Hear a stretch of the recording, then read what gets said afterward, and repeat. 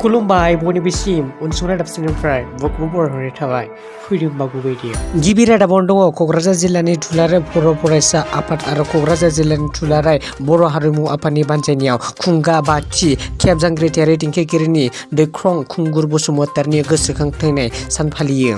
बिथाङा 14 एप्रिल 1993 मायथाइयावनो जोनोम जानानै उन्दै समनिफ्रायनो हारियारि आफादफोरजों ओंखारफानानै बड'लेण्ड सोमावसारनायाव देंखो रोजाबबोनायावबो बाहागो लाबोदोंमोन।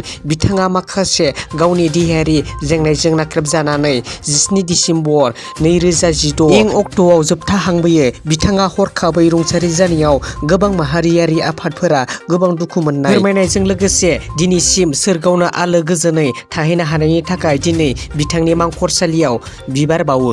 नैथि रादाबा दङ जरहाट जिल्लायावनो पुलिस बिफाना NGOनि हेफाजाबाव संदांनायनि गेजेरजों खावनाय मानि 14 सैमाखौनो बोखांदों। पुलिसा संदांनाय समाव सैमाजों लोगोसे सासे सैमा फालांगिखौबो एरेस्ट खालामनो हायो। थामथि रादाबाव दङ आसामनि सनितपुर जिल्लायावनो हाग्रानि मैदेर गाग्लोबनाय जाथायाव सानै गथ'सानि जिउ खहा जायो। बे जाथाया जामुगुरि होननाय गामियाव जायो थांनाय हरनि 2 रिंगासोआव।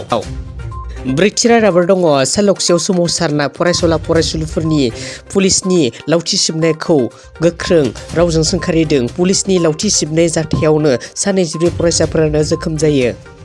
बाथि रादाबाव दङ आइजल जिल्लानि बेंगिरि मावख'आ अर खामनानै सेवहांगार जादों। हरखाब अर खामनाय जाथायावनो जिल्लानि बेंगिरि मावख'आ सिलिंखार जानायावनो गोबां फोरमान बिलाइफोरा खहा जादों होनना खौरांगिरिफोरनि सिगाङाव फोरमायो।